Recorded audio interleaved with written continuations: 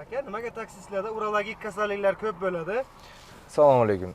Chunki taksi akalarimiz nafaqat taksist, shofyor, rulda ko'p yuradigan erkaklar o'tiroq holatda ko'rib turganingizdek oyog'imiz va taz sohamiz egilib turadi. Shunda tazda qon aylanish ancha buziladi. Qon aylanish buzilganligi bu prostata beziga, jinsiy organlarga yetarlicha oziqa bormasligiga olib keladi. Va bu sabab varikatsiya ko'proq uchraydi, prostata bezidagi shamollashliklar, prostatit holatliklari, tez bo'shanish, erektil disfunksiya ko'proq uchraydi. Nima sabab?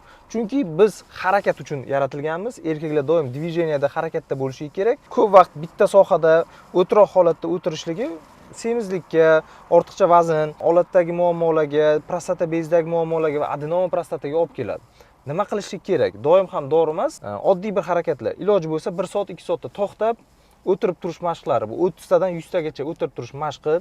Yo'lda ketadigan bo'lsangiz, kegel mashqlari, bu orqa qinni qisib bo'shattirish, iloji boricha ko'proq buni qilsangiz bo'ladi har qanday vaqtda va yo'lda yurganda har xil energetik napitklarni ichmaslik. Bu ham kasallikni og'irlashtirishga olib keladi.